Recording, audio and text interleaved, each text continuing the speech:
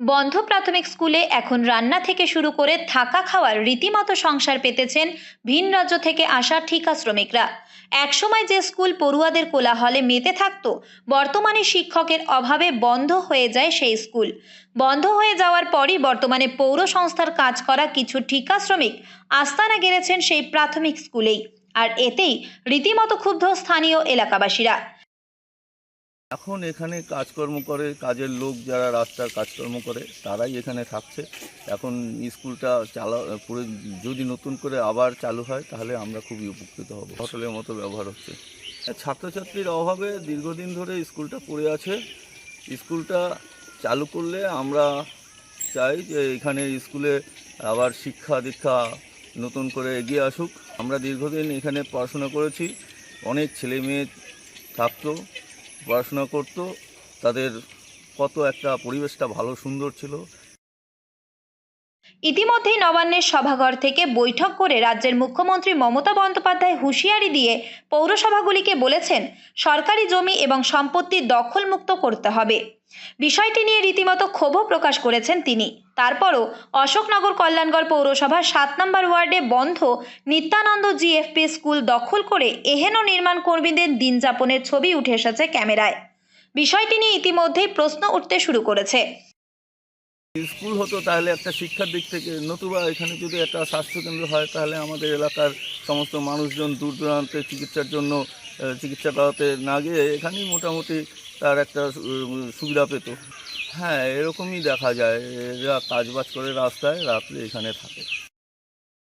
বন্ধ স্কুলে দিব্যি ঘর সংসার পেতে বসবাস করছেন ঝাড়খণ্ড সহ এ রাজ্যের বিভিন্ন এলাকা থেকে আসা প্রায় 20 জন মতো নির্মাণ কর্মী ও রাস্তার শ্রমিকেরা।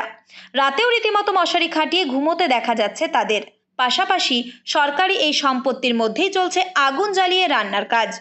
বিষয়টি নিয়ে ঝাড়খণ্ডের এক নির্মাণ শ্রমিক মুন্না জানান, তাদের রাজ্যেও কোনো স্কুলে তারা এমন দৃশ্য দেখতে পান না। ঝাড়খণ্ড থেকে এই মোটামুটি আমরা সপ্তাহ দিন থেকে এখন আসি। হ্যাঁ, উঠছে তো ব্যাপার ঠিকই, লেকিন এখানে আমরা থাকি, ওই রাস্তার কাজে দাঁড়িয়ে আছি। এখানে রাস্তার কাজ এই অর্জুন দাসের কাজ করি, অরবিন্দ এখন মোটামুটি এখানে আমরা 12 জন আছি। 12 জন আছে। তার আগে এখানে 17 জন ছিল, ওরা চলে গেছে। রান্নাবান্না সব এখানে হয়, কিন্তু এখানে থাকবার অনেক কষ্ট, বাড়ি ভালো নয়, কষ্ট করে থাকছি, কী করবো। এখানে ভালো না স্কুল, তাও থাকতে হয়। এই স্কুলটা যদি তৈরি হয়ে গেলে তো তাহলে ভালো হবে। স্কুলটা একটু ভাঙা, এই স্কুলটা নতুন করে তৈরি করলে, এটা স্কুলটা ভালো হলে তাহলে বাচ্চাদের তো পড়তে পারবে। অবিলম্বে বিষয়টি প্রশাসন নজর দিয়ে দেখুক চাইছেন তারা। স্কুলটি পুনরুজ্জীবিত করা হোক। যদি তা সম্ভব না হয় সেক্ষেত্রে কোনো সরকারি স্বাস্থ্য কেন্দ্র করা হলেও স্থানীয় এলাকাবাসীরা তার সুবিধা নিতে পারবে বলেই জানাচ্ছেন তারা। না হলে অবহেলায় পড়ে থেকে এভাবেই নষ্ট হচ্ছে সরকারি সম্পত্তি। রাত নামলেই অসামাজিক কার্যকলাপ চলছে এই বন্ধ স্কুল বাড়ির এলাকায়।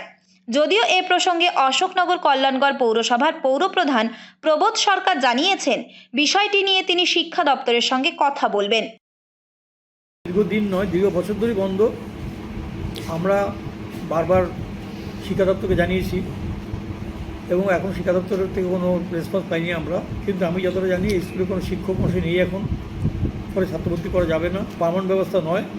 এবং আমরা যেখানে যেখানে এরকম দু একটা হয় সেখানে পার্মানেন্টলি যাতে বাইরে কেউ থাকতে না পারে সেই ব্যবস্থাটা করি, আমি দেখি।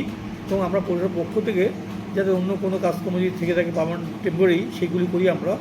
এবং আপনারা এইটুকু মনে রাখবেন যে আমরা কখনোই চাইবো না যে সরকারি সম্পত্তি নষ্ট। সরকারি সম্পত্তিটাকে আমরা খুব ভালো করে লালন পালন করার চেষ্টা করি।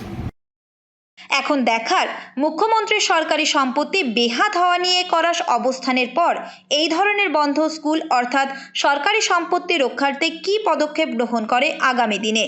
উত্তর 24 পরগনা থেকে রুদ্রনারায়ণ রায়, লোকাল 18 বাংলা।